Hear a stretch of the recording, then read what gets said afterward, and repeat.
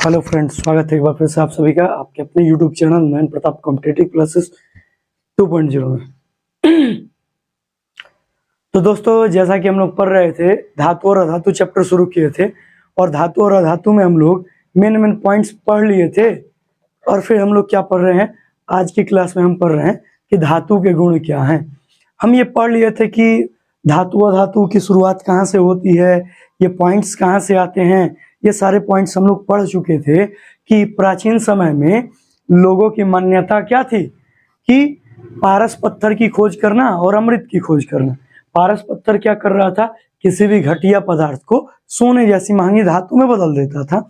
और अगर बात करें हम पारस पत्थर के अलावे अगर हम बात करें दूसरा अमृत की, तो अमृत की खोज इसलिए लोग कर रहे थे ताकि उसको पीकर वे अमर हो जाए।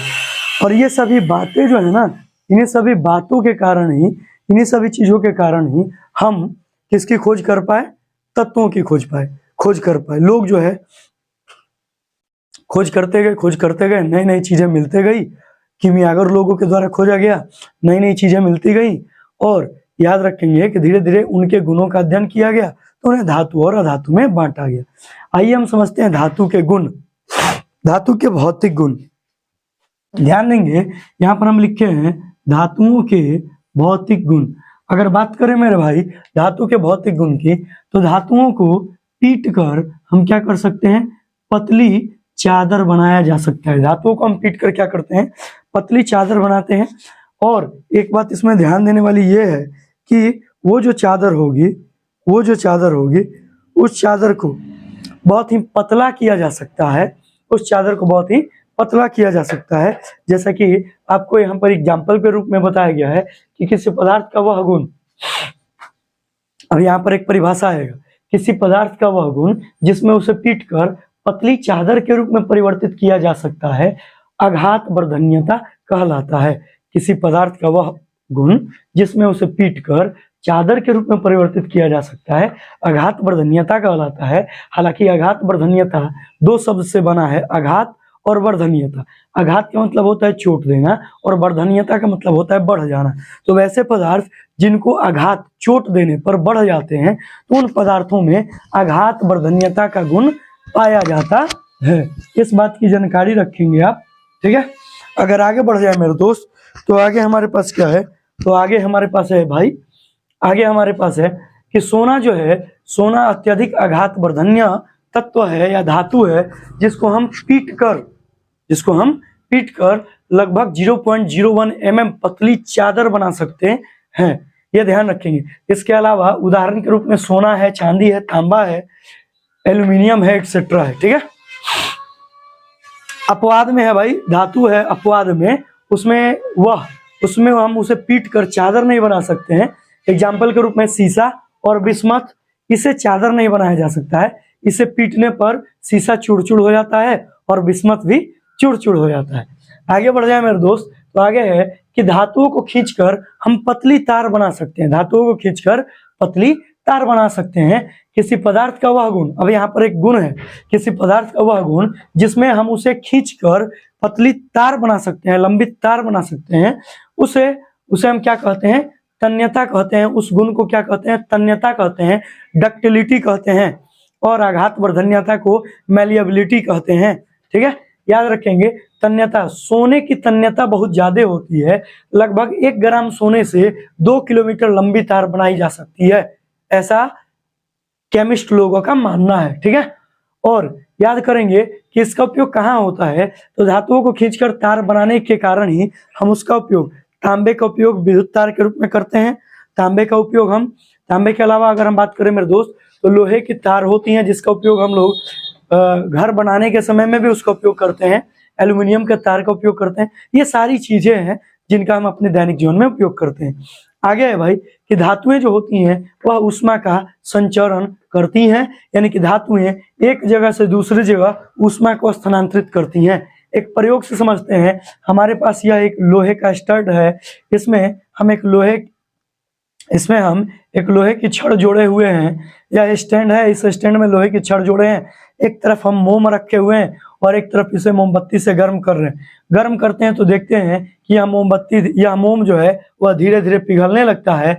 अतः इस बात से यह क्लियर होता है कि हम इस मोमबत्ती से लोहे के इस सिरे को गर्म किए और दूसरे सिरे पर ऊष्मा का प्रवाह हो गया, मतलब ऊष्मा का संचरण धातु के द्वारा होता है। अब ध्यान देंगे कि इसमें क्यों हुआ, क्योंकि इसमें ऊष्मा के द्वारा जो इस लोहे के बाहरी कक्षा में जो इलेक्ट्रॉन थे वह मुक्त हो गए और वे मुक्त इलेक्ट्रॉन एक जगह से दूसरी जगह जा रहे थे, तो एनर्जी को स्थानांतरित कर रहे थे, ऊर्जा को भेज रहे थे, जिसके कारण यह वाला सिरा भी गर्म हो गया। इसमें भी अपवाद है भाई, जो ऊष्मा का प्रवाह एक जगह से दूसरी जगह नहीं करते हैं, वो है पारा, बहुत कुचालक है, पारा ऊष्मा का प्रवाह कम करता है, सीसा ऊष्मा का प्रवाह कम करता है। ये सभी ऊष्मा के कुचालक कहे जाते हैं, ये सभी ऊष्मा के कुचालक कहे जाते हैं। ये बात जानकारी में रखेंगे, ठीक है। अब अगर बढ़ जाए मेरे भाई, तो यहाँ पर नीचे है कि ऊष्मा के संचालन करने में कुछ अधातु भी हैं, लेकिन वे अपवाद के रूप में है। किसके रूप में है? अपवाद के रूप में है। तो याद रखना, अधातु अपवाद में जो ऊष्मा का संचालन करता है उसका नाम है अवरक। क्या नाम है भाई? अवरक। क्या नाम है? अवरक। अच्छा, अगले पॉइंट की तरफ बढ़े भौतिक गुण में। तो धातुएं जो होते हैं भाई, धातुएं, उन धातुओं के गलनांक जो होते हैं वह सर्वाधिक होते हैं, या फिर हम कह सकते हैं धातुओं के गलनांक उच्च होते हैं। धातुओं के गलनांक क्या होते हैं भाई? धातुओं के गलनांक उच्च होते हैं। यहाँ पर लिखे हैं धातुओं के गलनांक उच्च होते हैं या सर्वाधिक होते हैं, अर्थात उच्च होते हैं। उच्च तापमान पर ही पिघलते हैं। अब वह तापमान जिस पर कोई पदार्थ गलना शुरू करे या करता है गलनांक कहलाता है। वह तापमान जिस पर कोई पदार्थ गलना शुरू करे गलनांक कहलाता है। वह तापमान जिस पर कोई पदार्थ गलना शुरू करता है गलनांक कहलाता है। लोहे का गलनांक 1535 डिग्री सेल्सियस होता है। लोहे का गलनांक 1535 डिग्री सेल्सियस होता है। वहीं आपको जिंक का गलनांक 419 डिग्री सेल्सियस होता है। वहीं आपको सिल्वर का गलनांक 962 डिग्री सेल्सियस होता है। लेकिन कुछ अपवाद भी है भाई। कुछ अपवाद क्या है? कुछ ऐसे धातुएं हैं जिनका गलनांक बहुत ही क्या होता है भाई? निम्न होता है। जैसे हम बात करें भाई सोडियम की, तो सोडियम का गलनांक भाई मेरे 98 डिग्री सेल्सियस होता है। पोटेशियम के गलनांक की बात करें भाई मेरे, तो पोटेशियम का गलनांक 65 डिग्री सेल्सियस होता है। वैसे ही भाई है गैलियम। गैलियम का गलनांक भाई मेरे 30 डिग्री सेल्सियस है। और अगला है सीजियम। सीजियम का गलनांक भाई 28 डिग्री सेल्सियस है। जानते हैं सवाल क्या पूछता है? सवाल ये पूछता है कि वह कौन सी ऐसी धातु है जिसे हथेली पर रखते ही पिघल जाती है या द्रव अवस्था में बदल जाती है। वह कौन सी ऐसी धातु है जिसे हथेली पर रखते ही पिघल जाती है? तो आंसर होगा गैलियम और सीजियम, क्योंकि गैलियम जो होता है वह 30 डिग्री सेल्सियस इसका द्रवनांक होता है और सीजियम का भी द्रवनांक 28 डिग्री सेल्सियस होता है। और हमारे शरीर का तापमान कितना होता है भाई? तो हमारे शरीर का तापमान 37 डिग्री सेल्सियस होता है। तो इस प्रकार बताइए कि तापमान में कमी होगा कि नहीं? हमारे शरीर के तापमान पर ये पिघलेंगे ही, कंफर्म है। तो ये बात है, इसका एग्जाम्पल है कि गैलियम और जो सीजियम है, क्योंकि हमारे शरीर का तापमान 37 डिग्री सेल्सियस या 98 फ़ारेनहाइट, 37 डिग्री सेल्सियस या 98 फ़ारेनहाइट या 310 केल्विन होता है, इसलिए वो क्या हो जाते हैं? पिघल जाते हैं। अब देखिए, कुछ धातु जो होते हैं वह अपवाद के रूप में है भाई, और वे कुछ अधातु जो हैं वह अपवाद के रूप में है भाई, और उनके गलनांक सर्वाधिक हैं, जैसे हीरा और ग्रेफाइट। हीरा जो होता है वह 3547 डिग्री सेल्सियस पर गलता है, और ग्रेफाइट जो है वह 3550 डिग्री सेल्सियस पर गलता है। यहाँ तक में आपको कोई प्रॉब्लम नहीं होनी चाहिए, ठीक है। हम नेक्स्ट पॉइंट की तरफ बढ़ते हैं। नेक्स्ट पॉइंट है हमारा क्या?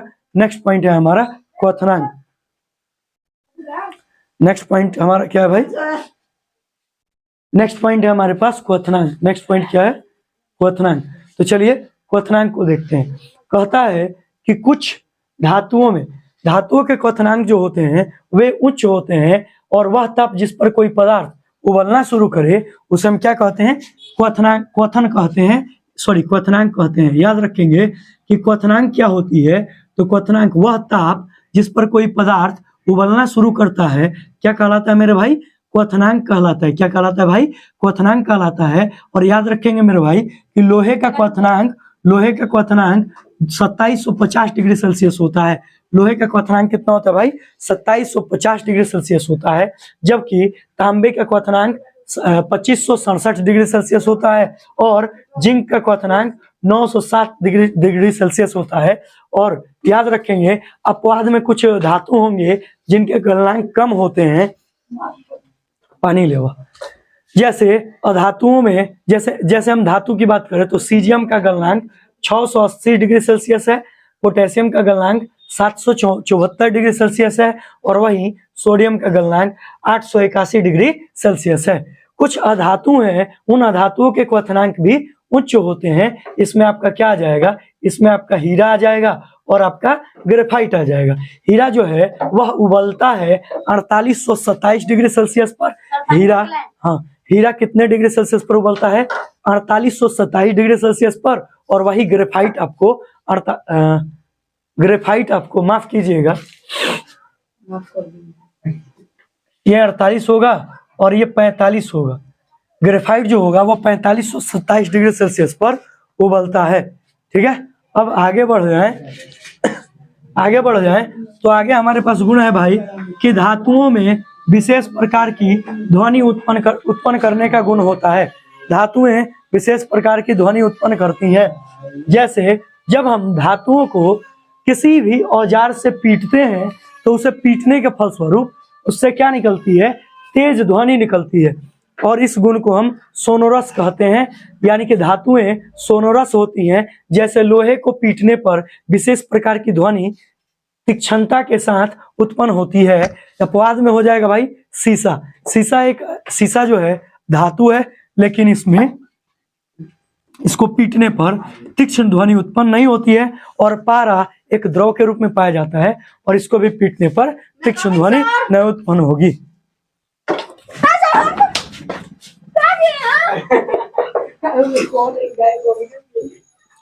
आगे है भाई, आगे हमारे पास कि धातुएं सामान्यतः ठोस अवस्था में पाई जाती हैं। अगला पॉइंट क्या है मेरे भाई कि धातुएं जो होती हैं वे सामान्यतः ठोस अवस्था में पाई जाती हैं। लेकिन अपवाद क्या है? अपवाद में है मरकरी। अपवाद में क्या है? मरकरी पारा, जिसको हम मरकरी को ही पारा कहते हैं या उसी को ही हम Hg से सूचित करते हैं। ये द्रव अवस्था में पाई जाती हैं। ये द्रव अवस्था में पाई जाती हैं। आगे बढ़ जाए भाई तो धातुओं के जो घनत्व होते हैं वे धातुओं के घनत्व उच्च होते हैं। धातुओं के घनत्व उच्च। आगे यहाँ पर कि धातुओं का घनत्व क्या होता है? उच्च होता है। यानी कि घनत्व का मतलब क्या होता है? याद रखेंगे किसी पदार्थ के द्रव्यमान तथा उसके आयतन का अनुपात घनत्व कहलाता है। किसी पदार्थ के द्रव्यमान तथा उसके आयतन का अनुपात घनत्व कहलाता है। अर्थात घनत्व बराबर क्या होता है? द्रव्यमान बट्टे आयतन। और द्रव्यमान को हम किसी भी पदार्थ का घनत्व मापते हैं तो उसका जो मात्रक होता है ग्राम प्रति सेंटीमीटर क्यूब होता है। सोना का घनत्व भाई कितना होता है? एग्जाम में कई बार पूछ चुका है। सोना का घनत्व भाई 19.3 होता है। सोना का घनत्व कितना होता है? 19.3 ग्राम प्रति सेंटीमीटर क्यूब होता है। चांदी का घनत्व 10.5, चांदी का 10.5 ग्राम पर सेंटीमीटर क्यूब होता है। आगे बढ़ जाए भाई तो आगे है हमारे पास आयरन का घनत्व 7.9 होता है और कॉपर का घनत्व 8.9 होता है। आयरन और कॉपर एक साथ याद रखेंगे। आयरन 7.9 और कॉपर 8.9। चांदी जो होगा वह 10.9 होगा, यह 10.5 होगा। ये बात ध्यान रखेंगे। अपवाद में है भाई सोडियम। सोडियम का घनत्व 0.97 होता है। यह एग्जाम में कई बार पूछ चुका है, तो ये आप ध्यान में रखेंगे कि सोडियम का घनत्व 0.97 ग्राम पर सेंटीमीटर क्यूब होता है। पोटेशियम का घनत्व 0.86 ग्राम प्रति घन सेंटीमीटर होता है और मैग्नीशियम का घनत्व 1.74 ग्राम प्रति सेंटीमीटर क्यूब होता है। आगे बढ़ जाएं कि धातुओं के रासायनिक गुण। अब धातुओं के रासायनिक गुण की बात करें, धातुओं के रासायनिक गुण की बात करें तो धातुओं के रासायनिक गुण में आता है मेरे भाई धातुओं के रासायनिक गुण में आता है कि वैसा गुण जो धातु को किसी पदार्थ के साथ अभिक्रिया करने पर अस्थायी रूप से नए पदार्थ का निर्माण कराता है या करता है, धातु का रासायनिक गुण कहलाता है। रासायनिक गुण का मतलब ये हो गया भाई कि अगर एक बार कोई नया चीज बन गया तो फिर उसके बाद उससे वह पुराना वाला चीज प्राप्त आगे बढ़ गया भाई। तो आगे है हमारे पास कि धातुओं के रासायनिक गुण, तो वैसा गुण जो धातु को किसी पदार्थ के साथ अभिक्रिया करने पर अस्थायी रूप से नए पदार्थ का निर्माण कराता है, धातु का रासायनिक गुण कहलाता है। रासायनिक गुण में नया पदार्थ बनेगा। एग्जाम्पल में है भाई कि धातु प्लस ऑक्सीजन है तो वो क्या बनेगा, धातु का ऑक्साइड बनेगा। क्या बनेगा, धातु का ऑक्साइड। जब धातु की अभिक्रिया ऑक्सीजन से कराते हैं तो धातु का ऑक्साइड प्राप्त होता है। जैसे कैल्शियम धातु है, इसको ऑक्सीजन से अभिक्रिया कराए तो कैल्शियम की अभिक्रिया ऑक्सीजन से कराने पर कैल्शियम ऑक्साइड बना, और इसमें हम लिखते हैं कैल्शियम प्लस ऑक्सीजन बराबर कैल्शियम का ऑक्साइड। याद रखेंगे कि धातुओं के ऑक्साइड जो होते हैं वह क्षारीय होते हैं, यह दूसरा गुण है। कैसे हम समझेंगे, तो धातु का ऑक्साइड कैल्शियम ऑक्साइड है, जल में घोलेंगे तो कैल्शियम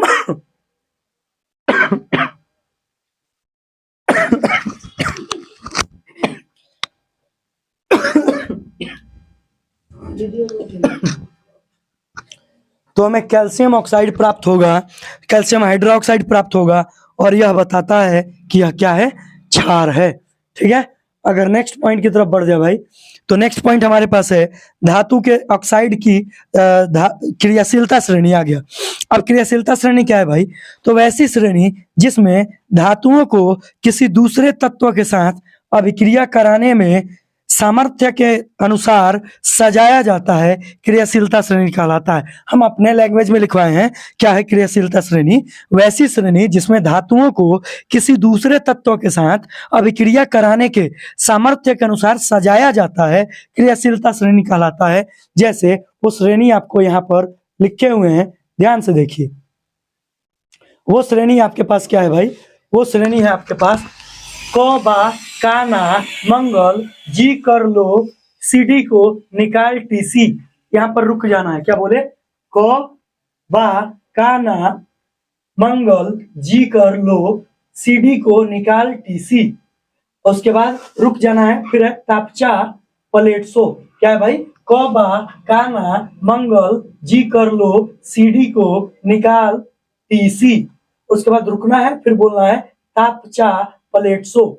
अब सबका मतलब समझते हैं। क का मतलब होता है के, और बा का मतलब होता है बी ए, का मतलब होता है सी ए, ना का मतलब होता है एन ए, मग का होता है एम जी, अल का होता है ए एल, जी से बनाते हैं जिंक जेड एन, कर से बनाते हैं सी आर, लो से बनाते हैं एफ ई, सीडी को सीडी लिखते हैं, को सीओ लिखते हैं, निकाल को एन आई लिखते हैं, टी से टीन बनाते हैं, सी से सीसा बनाते हैं, और ता से तांबा बनाते हैं, प से पारा बनाते हैं, चा से चांदी बनाते हैं, प्लेट से प्लेटिनम बनाते हैं, सो से सोना बनाते हैं। इस प्रकार हमारे पास क्रियाशीलता श्रेणी क्या मिल गई, potassium, barium, calcium, sodium, magnesium, aluminium, zinc, chromium, लोहा, कैडमियम, कोबाल्ट, निकेल, टीन, सीसा, और फिर क्या है, फिर बीच में हाइड्रोजन है, फिर तांबा, पारा, चांदी, प्लेटिनम और सोना।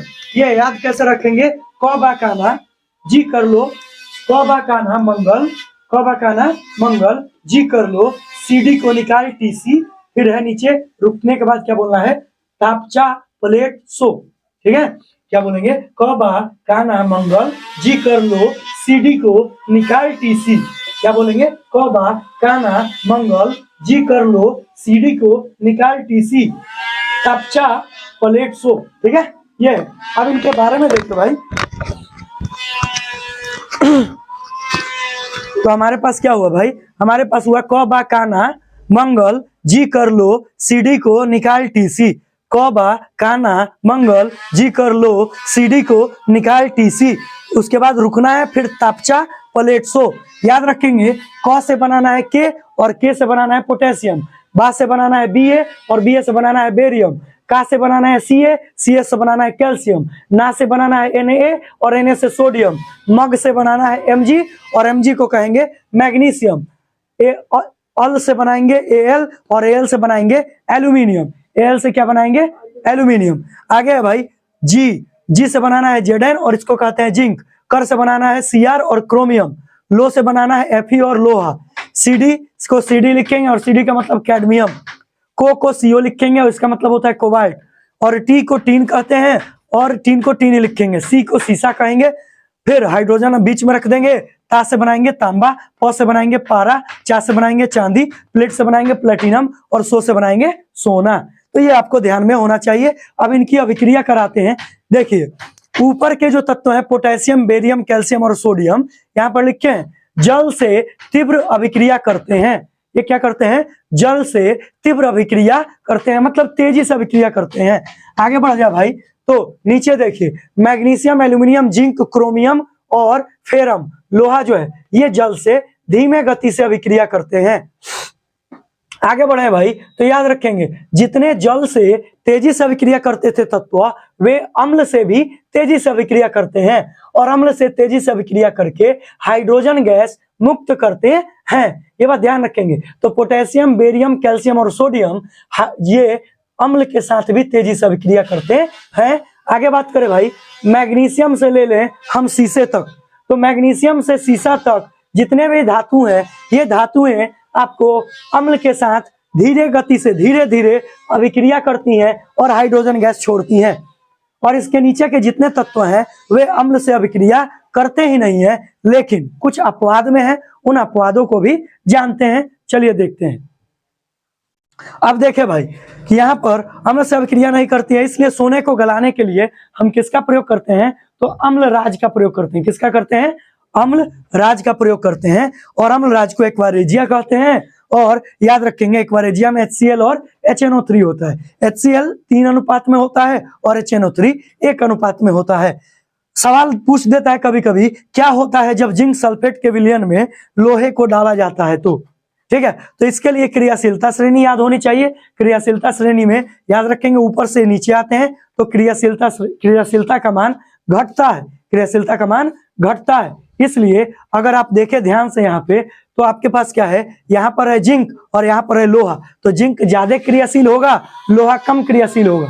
तो अगर जिंक सल्फेट है और उसमें लोहा डाले हैं तो जिंक सल्फेट से लोहा यानी कमजोर आदमी, लोहा कमजोर आदमी है, जिंक सल्फेट से कोई चीज छीन पाएगा? नहीं छीन पाएगा।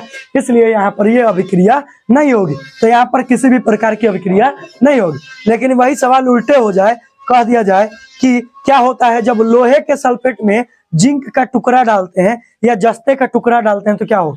तो लोहे का सल्फेट है, जिंक का टुकड़ा डाले हैं तो देखेंगे लोहा यहाँ पर है, जिंक यहाँ पर है। जिंक क्रियाशील है, हई कमजोर है, तो क्या करेगा भाई? लोहा से छीन लेगा जिंक। तो लोहा से SO4 जिंक छीन लिया और ZnSO4 बना लिया। लोहा को लात मार के भगा दिया। आगे देखो तो यहाँ पर क्या है? जिंक लोहे में उपस्थित सल्फेट से अभिक्रिया करके Fe को विस्थापित कर देता है। याद रखेंगे नाइट्रिक अम्ल जो होती है वह नाइट्रिक अम्ल आपको क्या होती है? HNO3 होती है। यह नाइट्रिक अम्ल की अभिक्रिया किसी भी धातु से कराने पर हाइड्रोजन गैस की उत्पत्ति नहीं होती है, लेकिन कुछ ऐसे धातुएं होंगे जो अभिक्रिया करेंगे और वे क्या करेंगे? वे मुक्त करेंगे आपको हाइड्रोजन गैस। तो तनु नाइट्रिक अम्ल जो होते हैं, पतले नाइट्रिक अम्ल, उससे अभिक्रिया करके हाइड्रोजन गैस की उत्पत्ति होती है। वीडियो आपको कैसा लगा आप हमें कमेंट करके बताएं। अगर आप इस चैनल पर नए हैं तो प्लीज इस चैनल को सब्सक्राइब कर लें। दोस्तों के साथ शेयर करना ना भूलें।